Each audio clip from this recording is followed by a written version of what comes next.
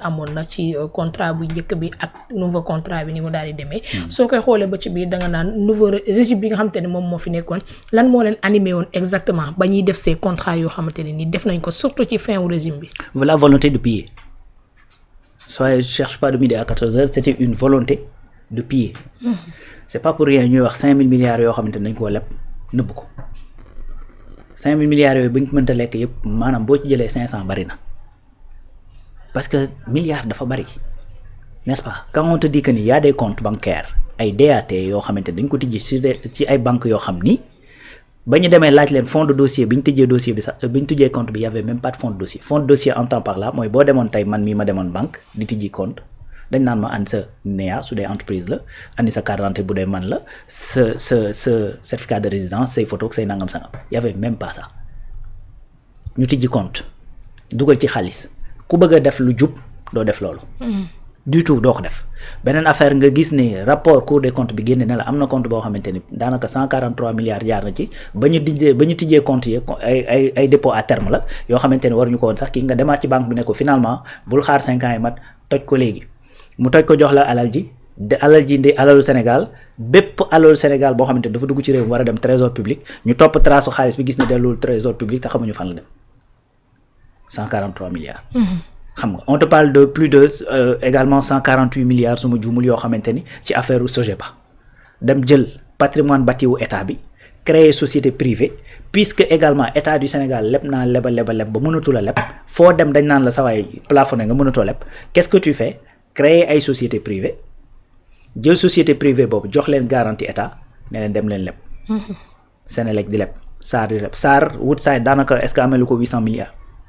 Presque 1000 milliards la amel gars yi ci kii bi ci pétrole beeg pétrole bi surtout nga del Sogepa jël patrimoine bâti wu état bi ne ko am dama nga garanti ko mu dem def sukuk lever le plus de 300 et quelques milliards 114 milliards yi ba tey kenn xamul fan la jaar ba tey n'est-ce pas te loolu ñu ngi koy nekk léegi di ko bâtiment yooyu état bi Sénégal moo ko moomoon léegi dafay nekk di fay location pour fay bor bi donc ñu ne la avant les élections maanaam une semaine xawma avant les élections 605 milliards yoo xamante ni ça a été décaissé et puis 605 milliards yooyu furas daal xëdd après ñu ne la également avant les élections signé nañu renouveler nañ benn contrat de concession boo xamante ni c'était pour 25 ans mu arrivé à expiration 99 lañ ko signé woon mu war a arrivé à expiration janvier 2025 nga signé ko en mars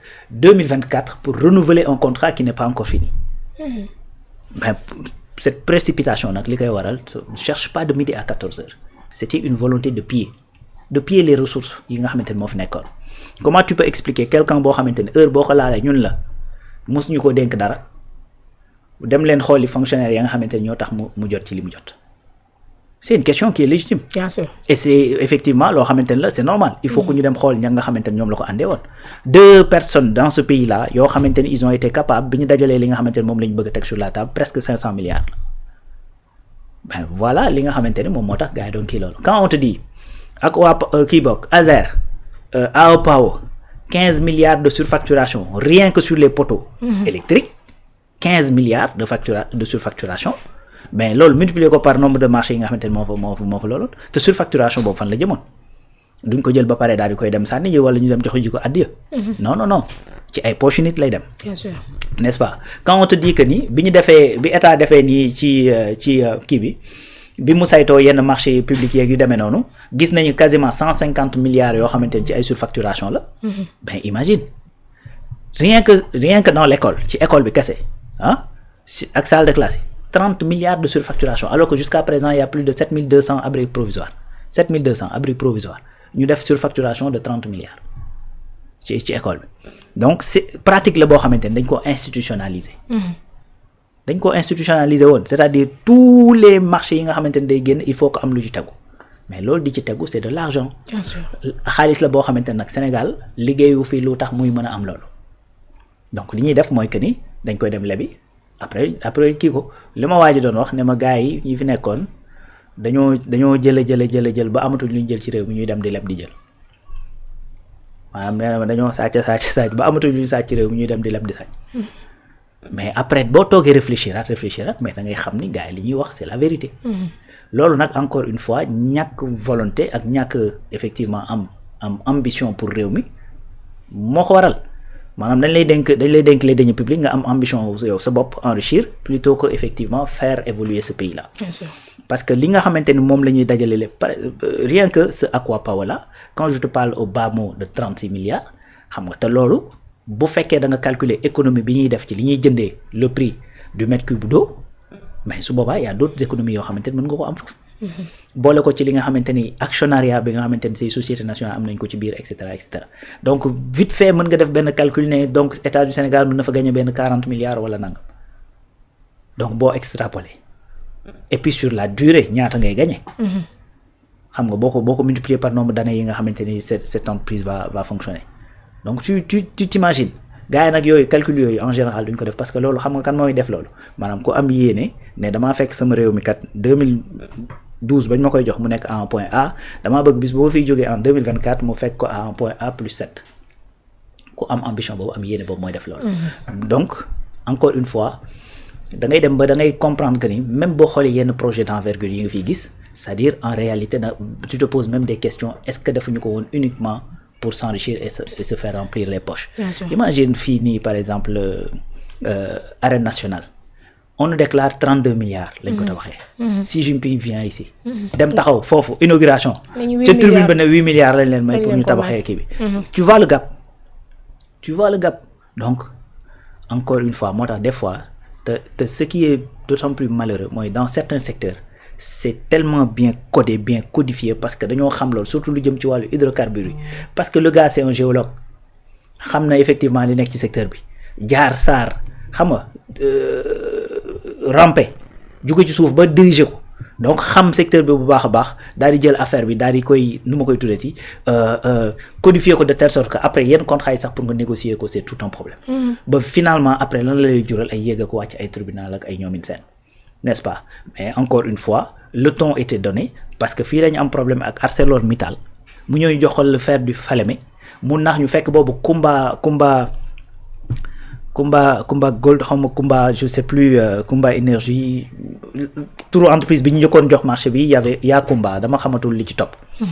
ñu jox ko le fer du Falémé yaa ngi dégg waa ji ñëw xam nga rek bëlëfe gars yi. ne leen nañ ko jox kii bi ArcelorMittal ñu jox ko le marché du dëgg mu jël marché bi naka de boobu lu mu bëgg donc mooy am benn mine en Afrique bu koy permettre ñu coter ko en bourse 200 milliards. bi ñu amee problème bi ak ArcelorMittal ñu yóbbu ko ci yoon bi ñu évaluer Abdoulaye Wade li mu demandé woon pour comme indemnité c'était à peu près 2400 et quelques milliards on va arrondir à 2500 milliards.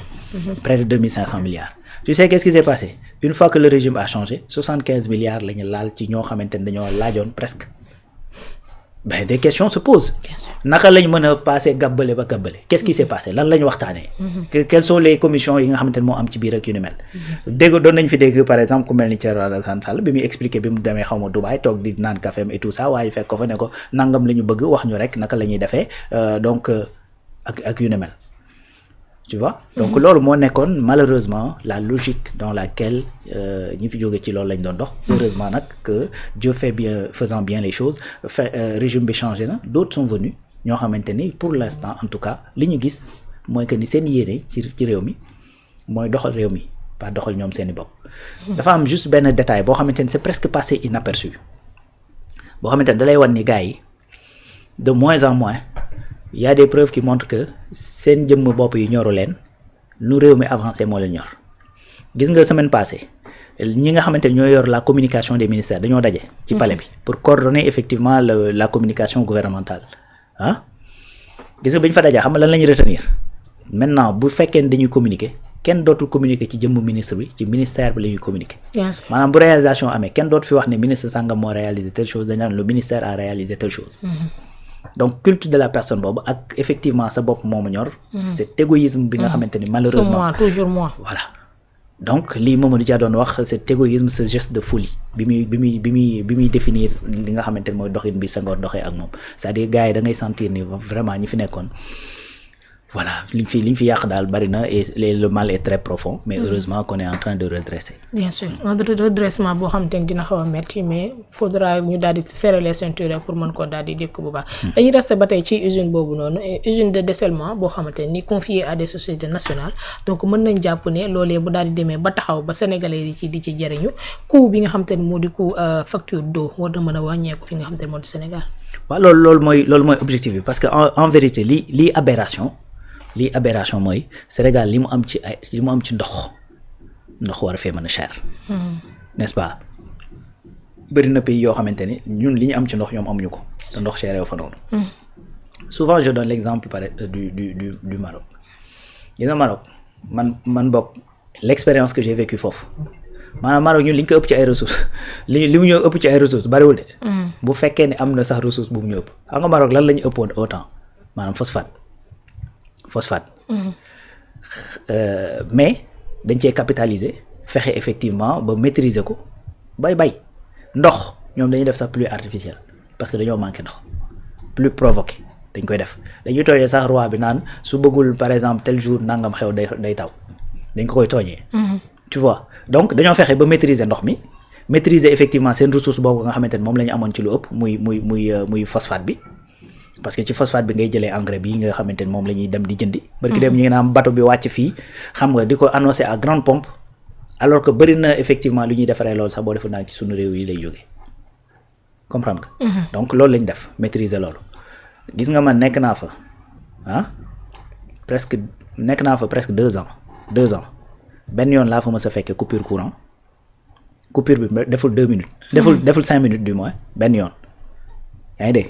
coupure ndox maanaam xam nga bu ñu lay couper ndox nan la ñuy def dañuy ñëw tëj robinet dara bi ci suuf bàyyil la fa bon de coupure pour wan la ne ñun ñëwoon nañ fi boo ñëwee da ngay tëj robinet dara bi ndox mi daal di jàllaat nga daal di jël sa kii dem fay parce que duñu couper ndox léegi nag yow dëggam ñoo mën a yegg foofu. mais asamaan ñun ñi nga xamante ne am nañ fleuve Sénégal am fleuve Gambie am fleuve Casamance. am Sine Saloum am lac de Guiers sa waay muy taw. gis nañ li nga xamante ne moo xew Tamba démb. am les vallées fossiles beneen affaire bi nga xamante ne Maroc moom la réussir xam nga mooy lan. gis nga jusqu'au mois de juin 2024 jusqu'au mois de juin 2024 Maroc moo amoon centrale solaire bi gën a ngand ci àddina bi chinois yi ñoo ko romb à partir de juin 2024 centrale solaire. sien dégg gis nga boo jógee par exemple fële Casablanca di dem Rabat gis nga autoroute bi. da ngay xool ci côté bi maanaam da ngay xool à perte de vue ay tool da ngay xool ba fu sa bët yam tu vois donc encore une fois c'est une aberration nga nekk Sénégal am encore une fois lac de ba pare boole ma ci nappe phréatique yi de. peut-être nappu Dakar bi moom moo infesté et tout ça mais sinon à l'intérieur du pays il y a des nappes. bien sûr. ba pare ngay am problème ndox bi di cher. c'est pas normal c'est pas normal que par exemple en 2025 ñu lay wax ni Diender ñu ngi koy soog a commencer di def travaux yi pour connecter ko effectivement au réseau d'eau potable. bi nga xamante ni da koy romb nii da nga xamante ni côté boobu sooy daanaka lu bari lu ñuy produire ci affaire maraîcher fa lañ koy bàyyee donc encore une fois c'est des retards yoo xam ne dañ ko accuser depuis très longtemps parce que les gens n'ont pas mis la priorité fi ñu ko waroon a def. bien sûr. voilà c'est-à-dire li nga doon def mooy que ni concentré wu à Dakar xam nga def fi le maximum d'investissement indi le maximum de sociétés étrangères indi leen ci biir réew mi ñu yor effectivement le service mais li nga xamante ni moom moo nekk les infrastructures yi nga xam moom moo war a porter ce développement investir ci. donc Aqua Power ce qu'on attend effectivement c'est ça mooy que ni bu installé woo c'est-à-dire mu am impact sur le coût. bi nga xamante ne moom la ñuy amee ndox moom. maintenant nag le simple fait que ma wax la ne dañoo renégocier jóge par exemple ci nan laa koy tuddee 4 virgule combien jóge ci 427 francs ñëw ba ci 389 rien que loolu rek mais dafay impacter sur le coût. bien sûr. voilà parce que loolu dafay wàññi le prix bi nga xamante ne moom prix d'achat wu ndox mi. donc en tout cas c'est un bon résultat boo xamante ne am nañ ko ci renégociation boobu. encore une fois comme tu as dit ce qu'on espère mooy mu am impact mais boobu donc doyul parce que y a d'autres zones yoo xamante ni il faut desservir et puis il y a également ndox mi nga xam ne dañ ko war a soxla pour lu jëm ci wàllu bay ak yu ni mel. bien sûr mi ngi noonu ayca ñu daal di continuer rek jëlaat sa beneen point boo xamante ni bokk na ci